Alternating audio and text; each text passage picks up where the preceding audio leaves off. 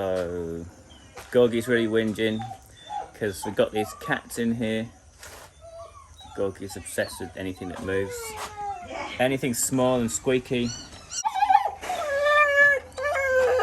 Quiet. Pen's rescued these cats. They're in here in the, well, what was our little kitchen. So Pen's rescued these 2 kittens. She's like feeding them milk and whatever. The dogs are going really crazy about it. Come on, out, out. Get out of it. Sometimes not too bad, but Gorgie's just wild for it. Hey, stop it. Relax. You're not having them, so just shut up. Anyway, it's been whinging for like a couple of days. You'll get tired in a minute. But anyway, so what happened was, when we would let Bung Bung's still running around free anyway. When we would let Gorgie off with the muzzle on, they kept running down to this tree down the bottom here. This pile of wood. And we thought there must be something in there because Bung was there and he kept barking.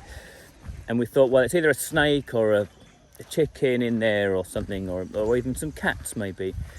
So down the bottom of the farm here, well, yeah, in next door, there's this pile of logs, and the dogs kept running to this pile of logs and running around it, barking, going really crazy. This was going on for a couple of days, and we weren't sure if it was a snake, so we kept dragging them away and telling them off and smacking them on the bum and, you know, get out, but they wouldn't get out. They kept coming back here. Every time they had the opportunity, they were straight back here. So eventually pulled all the logs back, and we found 4 kittens down in here, like really small, you know, fairly newborn kittens, right? So there's lots of feral cats around here. This isn't the only one we've found in the last week or two. There's another load of kittens up the other side somewhere. To be honest, I didn't really want to be involved in it, but it was our dogs that were like the immediate threat to them. So we thought, well, Pen thought, well, the best thing to do is get a box. And what we did is we put it up in this tree here. So we got this crate and we tied it up here in this tree. So it was off the ground and our dogs couldn't get it.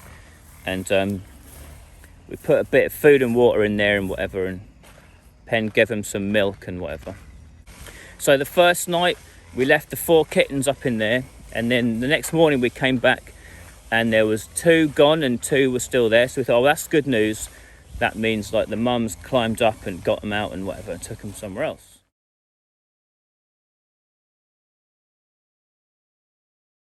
Pen took Gorgie for a walk this morning with the muzzle on. He was chasing chickens and he's running the canal, that's why he's all wet. So yeah. We're putting the fence up so we can stop Gorgie getting out and chasing things. A couple of people were commenting that, you know, I was an idiot to have a husky in Thailand, and you know, I was an idiot to spend so much money on a fence to contain a husky in Thailand. You know, no comment, maybe I am, but whatever, what can I do? I've got 3 choices, you know, put the husky back on the plane and have it rehomed in Siberia. I don't think that's the right choice because, you know, he's attached to Pen and Bung, so that's definitely not the right choice. I could put a bullet in its head and put it out of its misery, but obviously that's not the right choice. So that leaves me with, you know, do what we can to make sure the husky is safe as can be and, you know, having a good time. But the truth of the matter is, I don't think the husky is in misery anyway. It's not having a bad time. In the heat of the day, he does flake out, but so does Bung, and so do I. You know, it's hot in the middle of the day, so everyone's sitting around doing nothing and sitting by the fan or drinking some water, and that's just how it is. The fence is roughly, I don't know, 40 metres, 50 metres, 40, something like that. So it's quite a big area we've got for them. And once this is all finished, they'll be able to run around in there again and be free, do what they like, not get into any trouble. So yeah, some people were saying that I shouldn't spend so much money on this fence for this dog. And well, that, you know, maybe that's the case. But regardless of the dog, Pen wanted a fence anyway. She wants a fence around the house, even if we didn't have the dog. So she's kind of getting what she wanted. And I think it's a good thing because it keeps our dogs in, keeps them safe from other dogs, fighting with other dogs, and it keeps other dogs out. Maybe you guys remember one day Gorgie went down the canal and he got stuck in there, got the thing around his neck, and I had to jump in and save him. So, you know, no more drowning incidences in the canal. No more chasing chickens. No more running off, no more going in the road. I mean, there's loads of reasons to put the fence up, not just for the husky, but for Bung Bung as well. I think it is the right thing to do. I read on the internet that the Siberian Husky is the most popular dog in Thailand at the moment, at least in terms of like a breed, the most popular one. So they are here. Gorgie was born in Thailand. I didn't go to Siberia and throw a net around him and drag him over here myself. My initial reaction when Penn told me that they were going to get a husky, I was back in England at the time, was, you must be crazy. Why would you get a husky? It's supposed to be in the snow. It's going to die in Thailand. It's too hot. But then I went on Google and I Googled, can husky live in a hot climate? And most of the information on there seems to be that, yeah, huskies are adaptable dogs. Siberia gets warm as well in the summer. It can get over 30 degrees in Siberia, believe it or not. So huskies are able to deal with the cold and able to deal with the heat. And apparently their fur worked as an insulator both for the cold and for the heat. Despite our perception that it should be running around in the snow, in a blizzard with a pack of other huskies, apparently they can be in hot temperatures and, you know, not do too badly. I mean, I think all we got to do is, you know, make sure he's got water, give him a fan when he wants it, give him aircon if he wants it. But I suppose we just have to monitor it, and you know, if he looks like he's struggling or having a bad time, then maybe we have to look at rehousing him. But, you know, I think he's fine. You know, you can see right now he's not interested in it being hot at all. He's got one thing on his mind, and that's the cats in there. So this is the view out the window of the bungalow. Looks all right. It's a nice view. I like it. But that fence down the middle of it is going to be, yeah, not very nice at all, but have to do it. But as I say, once all the trees are grown up and they're all bigger, I think the impact of the fence will be a bit less. So we'll just have to make the best of it, and I think it'll be fine. Long term, it's all going to be fine. We want things to be pretty, but at the end of the day, it's all about practicality and livability, really. That's the most important thing. Right, come on then. Bung Bung, come on! I don't know where Bung Bung is. So, yeah, animal rescue. There was another one, there was 2 this week. Those kittens. Which way are we going, Pen? Okay, yeah, down there then. So over at the shop that we're renting over there, you've seen that in previous videos. If we go there later, I'll show it to you again. It's quite a busy road outside there, and across that busy road there's another row of shops, and well, people live in there as well. They don't just use them as shops and houses. And one of the residents over there, they got these 2 puppies a week or 2 ago, and well, they were just not taking care of them at all. When they were at home, they were just leaving the puppies outside the front of the shop, free to roam, and obviously there's a busy road right there, and the puppies kept going in the road.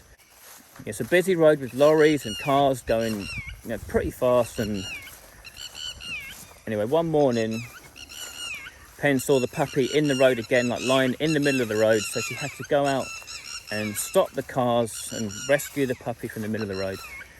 And also Pen and her friend Peachy, who lives up there as well, they observed that the people who got these puppies were leaving them sort of locked up all day, and then if the puppies went to the toilet inside the house when they were locked up, they were beating the puppies. So the 2 of them decided they'd seen enough and it was time to rescue the puppies. So they got in the car, Pen driving, and Peachy jumped out and bundled them in the back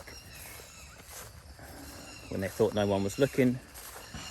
Hopefully my number plate hasn't been reported to the police for dog nappings. The dogs are now at Peachy's farm up here, so we're going to have a look at them. This is Peachy's farm in here. She's got quite a few rambutan, which are these trees all around us. The main section is all rambutan, and then off up in here she's got the durian. So this is her durian in here. And apparently these new dogs are living up here in this hut, so go and have a look. So there's the little puppy. There's 2 of them. I think there's maybe another one inside. There it is. There it is. So those are the puppies that got rescued from the road. Okay. Shush. So that's that. You've seen them now, up and close and personal. So I don't know. I guess people might say, well, you shouldn't steal dogs or whatever from other people. It's not your dog. But they did, so what can I do about it? It's nothing to do with me. I wasn't there. So that's the other animal rescue that happened this week. Those 2 puppies. I think that they were probably going to be killed in the road. So I think they've got a better chance in here, haven't they? So the dog's having a good time in there. Better than the road. So I think you probably did the right thing, Pen. Yeah. Her and Peachy.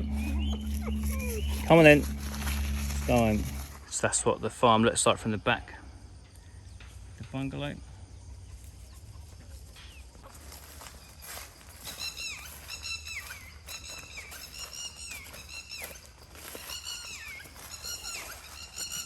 So hopefully the dogs are tired now from their walk. Ready for a sleep. One of the reasons I use this particular roof company is because they've got a factory up in Suratani and a lot of the metal's all come cut to length already. So as you can see here, it's all just getting bolted together. So it's all cut and ready to go. So that's quite clever. I think they've put some stakes in the ground to give themselves a guide. And then their manufacturing looks like, well, 1, 2, 3 so far, these sections. So the builder I'm using did say he could do the roof, and he wanted us to give the roof job to him as well. But obviously he would be cutting everything on site, and I think it would just take longer. So instead we chose to go with this company. They're called Uni Truss. I guess I'll put the link in the description. But yeah, I thought it would be quicker, obviously, if all the parts arrived more or less pre-cut and ready to go. It's going to speed everything up. So hopefully Gorgie's going to calm down a little bit, get used to these cats. Because between him whinging and these cats meowing, it's going to drive me bonkers. I suppose now we could actually go in the house and I can show you the rooms and whatever. Most of the walls are up, so you can have a proper look around. There is a wall to go in here that separates the small bathroom from the small bedroom. But yeah, this will be like the small bedroom door. Not much room really in here, but there'll be a bed and a cupboard or whatever. This is going to be walled off. It's going to be this is a cupboard here. And this is the living room. So it's a big living room, the kitchen over here on this wall, big patio doors, big patio doors, big patio doors, and then the big bedroom in here. I guess this will be mine and Pen's bedroom. So yeah, I don't know, bed there I guess. Again, big patio doors so we can sit in the bed and look out at the farm at the view. So that'll be the view out of our bedroom window. That's good. And then in here is going to be like a walk-in wardrobe, and then like another bathroom, shower, whatever in here as well. So me and Pen are over at the shop now. We've had the dogs here for a few hours. Me and Pen have been out. We've been off buying some roof insulation and I don't know, some other stuff, running errands. We had a pizza, we had another one of them pizzas. It's pretty good. So anyway, this is the road here. It's a reasonably busy road and the traffic does move quite fast. So those dogs were living over there somewhere.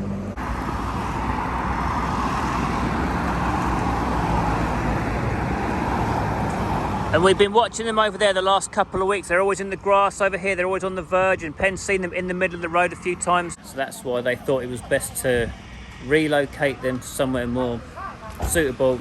But anyway, that's it. That's what happened. I think I'll stop the video there. So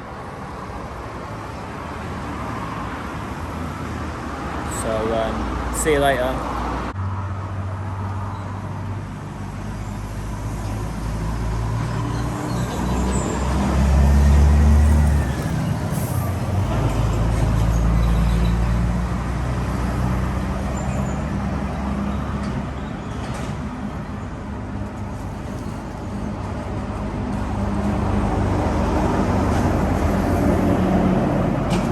just going to show you a little bit of how they're getting these pieces into place. Just dragging it all up there with straps. They've made 13 of those things. As you can see, the whole thing's been screwed together in the 4 hours while we've been out. So they've secured the bottom corners and then they're pushing it up that long pole. So that's it really, just screw it into place. So there you go, it's coming along quite fast, isn't it? So I've made up 13 of those today and then got them up there and screwed them in.